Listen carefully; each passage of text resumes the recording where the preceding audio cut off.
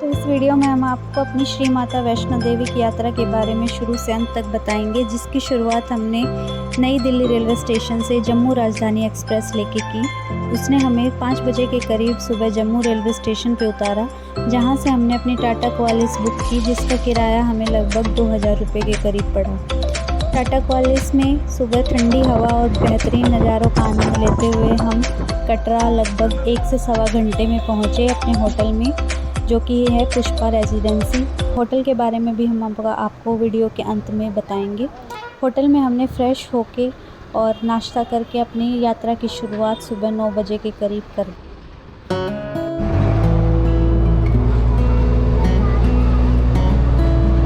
इस बार हमने नए मार्ग यानी कि ताराकोट मार्ग से जाने का फैसला किया, जो कि हमारे होटल से महज 10 मिनट की दूरी पर था। ताराकोट मार्ग जाने के लिए हमने ऑटो बुक किया, जिसका किराया 210 रुपये था, और हम 10 मिनट में ताराकोट मार्ग पर पहुंच गए।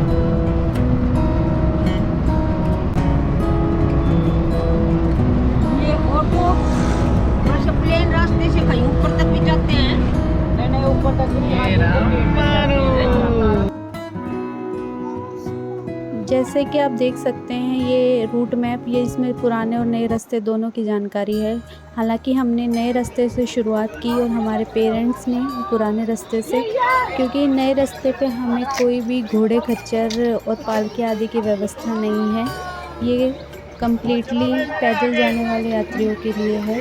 हमारे पेरेंट्स जो कि पैदल नहीं चल सकते थे, इसलिए वो पुराने रास्ते से गए।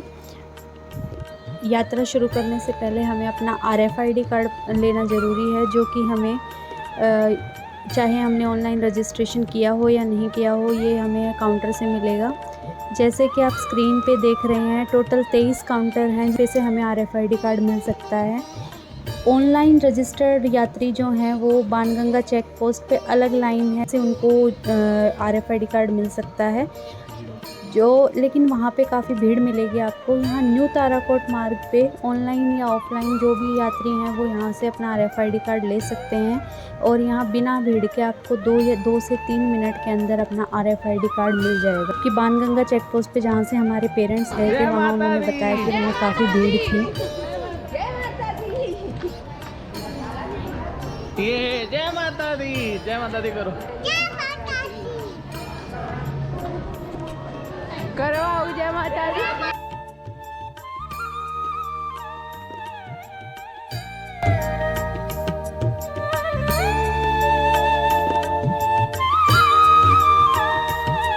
ये नया मार्ग जो है बहुत ही साफ़ सुथरा है, क्योंकि यहाँ घोड़े खच्चर और किसी तरीके की पालकी वगैरह की सुविधा उपलब्ध नहीं है, और सिर्फ पैदल आने जाने वाले यात्री ही इस मार्ग का प्रयोग करते हैं। ताराकोट मार्ग पुराने मार्ग से 1.5 से 2 किलोमीटर लंबा है, लेकिन साफ़ सुथरा और कम चढ़ाई होने के कारण ये बहुत ही सुखद यात्रा रही हमारी। हालांकि नए मार्ग पे पुराने मार्ग के मुकाबले चहल पहल थोड़ी कम दिखाई देगी, क्योंकि लोग यहाँ से कम जाते हैं, लेकिन बीच बीच में आपको ढोल नगाड़े वाले मिलेंगे। और रही खाने की बात, तो यहाँ खाने के ऑप्शंस वहाँ के मुकाबले कम हैं, लेकिन काफ़ी हैं। अच्छा, आपको प्रीमियम आउटलेट्स भी यहाँ पे मिलेंगे, जैसे कि मैकडोनल्ड्स, बीकानेर वाला, कैफ़े कॉफ़ी डे, और इसके अलावा लोकल शॉप्स भी आपको मिलेंगी। सबसे ज़्यादा अच्छा, जब ताराकोट मार्ग से महज 3 किलोमीटर दूर जब हम चलेंगे, तो 24 घंटे लंगर की व्यवस्था भी यहाँ पर है।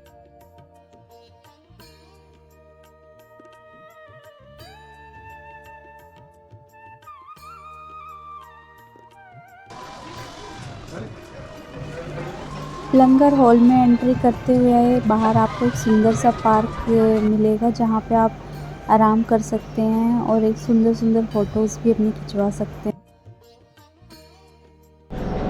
बाद आप लंगर हॉल भी जाएंगे तो रास्ते पे कम रश होने के कारण आपको लंगर हॉल में अंदर भी रश नहीं मिलेगा, और यहाँ पे जो खाने की व्यवस्था है वो सेल्फ सर्विस है, और जो खाने का मेन्यू होता है वो भी दिन और रात के हिसाब से अलग अलग चेंज होता रहता है।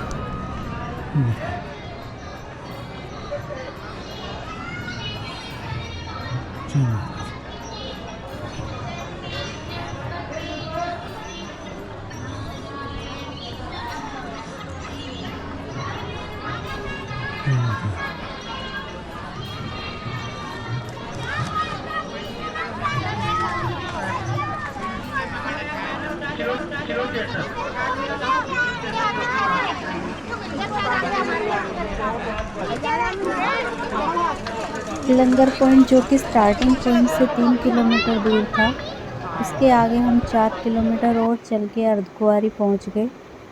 ये दूरी हमने लगभग 2.5 घंटे के अंदर तय की, जो कि तकरीबन 7 किलोमीटर की दूरी। ये किटी जी हैं, बहुत ही थक चुके हैं।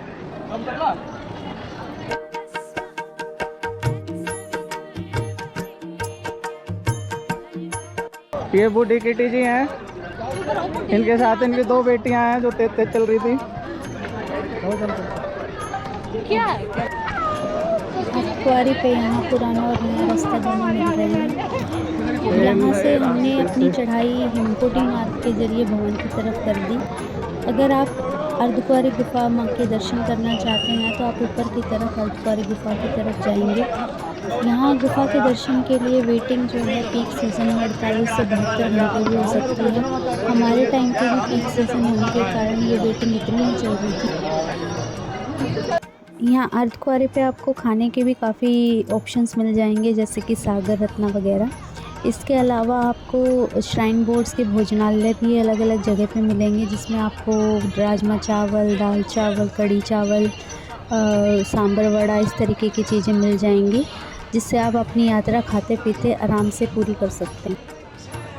अर्धकुंवारी से एक पुराना रास्ता भी भवन की तरफ जाता है, जिसे हाथी मत्था मार्ग बोलते हैं, जो कि सांझी छत से होते हुए भवन की तरफ पहुंचता है। और वो रास्ता काफ़ी स्टीप है, मतलब वो काफ़ी चढ़ाई वाला रास्ता है हिमकोटी मार्ग के मुकाबले।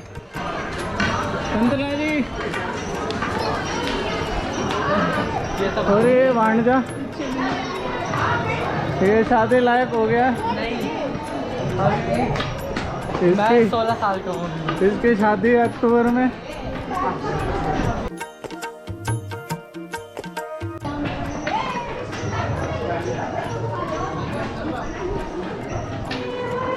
हम अर्धकुंवारी से भवन की तरफ लगभग 2 घंटे में पहुंच गए। अगर हम टोटल समय की बात करें तो हमने अपनी चढ़ाई लगभग 9 सवा 9 के करीब शुरू की थी और हम भवन पे 1:45 बजे, यानी कि 4 घंटे 45 मिनट में हमने अपनी यात्रा पूरी की। जैसे ही आप भवन की तरफ बढ़ेंगे, आपको लगभग 500 मीटर दूरी से ही आपको भवन दिखना शुरू हो जाएगा, जो बहुत ही सुंदर दिखता है। दर्शन करने से पहले आप अपने लॉकर्स ले लें और नहा धो लें। लॉकर्स में आप अपना सारा सामान रखेंगे, क्योंकि दर्शन करते हुए सिर्फ आप भेंट प्रसाद और कुछ रुपयों के अलावा जो आप अंदर कुछ भी नहीं ले जा सकते हैं। और एक सबसे ज़रूरी बात, हमने जब अपनी चढ़ाई शुरू की थी ये सोच के कि नीचे बहुत गर्मी है और मौसम भी बहुत सुहाना था पूरे चढ़ते समय, लेकिन जैसे ही हम अपने दर्शन की लाइन में लगे, बहुत तेज़ बारिश और ओले गिरने लगे। ओले इतने थे कि घुटनों तक जो है वहाँ पे बर्फ़ जम गई थी। और ये हमारी गलती रही कि हमने एक भी गर्म कपड़ा नहीं लिया, जिसकी वजह से हमें बहुत परेशानी हुई। तो आप अगर किसी भी मौसम में भवन पे जा रहे हैं तो आप अपने एक जोड़ी गर्म कपड़े ज़रूर लेके जाएं, क्योंकि वहाँ मौसम का कोई भरोसा नहीं है। दर्शन करने के बाद लगभग 2-2.5 घंटे तक भी जब मौसम नहीं ठीक हुआ, लगातार बारिश ही हुए जा रही थी, तो सभी यात्रियों ने लगभग जो है कटरा की तरफ जाना शुरू कर दिया, क्योंकि भैरव के रास्ते पर टिन शेड ना होने के कारण वहाँ पे बारिश में यात्रा करना बहुत मुश्किल हो जाती है। अगर आप अपनी यात्रा पूरी करके शाम के समय कटरा की तरफ जा रहे हैं तो आपको बहुत सुंदर जो है सनसेट भी देखने को मिलेगा।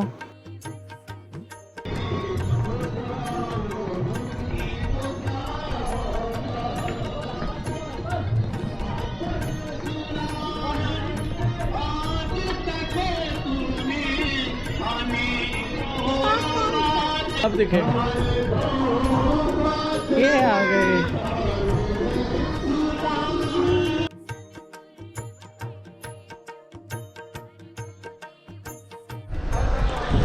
ये मानू, हमने यात्रा कर ली कंप्लीट। हमने अपनी यात्रा 5:30 बजे शुरू करके लगभग हम नए ताराकोट मार्ग से होते हुए नीचे 9 बजे के करीब पहुंच गए।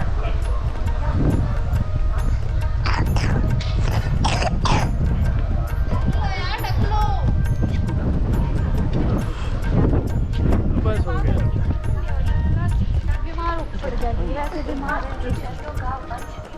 ये किट्टी जी ने लौटते गिरते पड़ते कंप्लीट कर ली।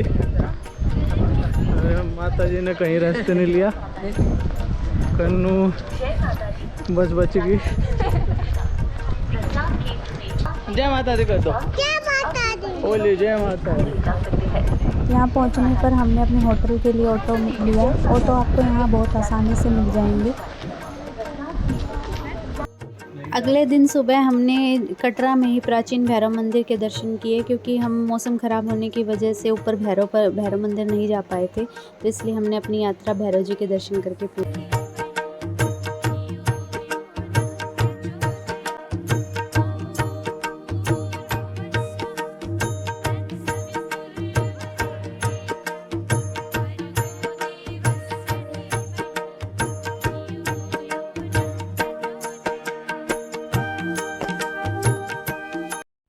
कटरा में आपको स्ट्रीट फूड के भी काफ़ी अच्छे ऑप्शंस मिल जाएंगे। प्रसाद लेने के लिए आप कटरा चौक पे जाएं, जिसे अब बाबा श्रीधर चौक भी बोलते हैं। यहाँ पे आपको प्रसाद के साथ साथ काफ़ी खाने के ऑप्शंस जैसे मैकडोनल्ड्स, डोमिनोज़, बर्गर किंग और काफ़ी मशहूर ढाबे जैसे प्रेम वैष्णो ढाबा और मनोरंजन ढाबा आदि भी मिलेंगे। आइए हम अपने होटल पुष्पा रेजिडेंसी का आपको एक रूम टूर कराते हैं। यहाँ पे हमने एक 4 बेडेड रूम लिया था, जो कि हमें 1500 में पड़ा था। और इस 4 बेडेड में हम 5 से 6 लोग आराम से आ सकते हैं। इस 1500 में होटल से रेलवे स्टेशन तक पिक एंड ड्रॉप की फैसिलिटी भी इन्होंने दी। होटल के जो रूम्स हैं वो बहुत ही क्लीन और बाथरूम भी बहुत क्लीन थे, और जो रूम फैसिलिटी है वो भी होटल की बहुत ही अच्छी लगी हमें। डिनर हमने IRCTC के फूड स्टेशन में किया, जहां आप खाने के बहुत सारे ऑप्शंस इकोनॉमिकल रेट में मिल जाएंगे। और इसी के साथ हमारी यात्रा समाप्त हुई। जय माता दी।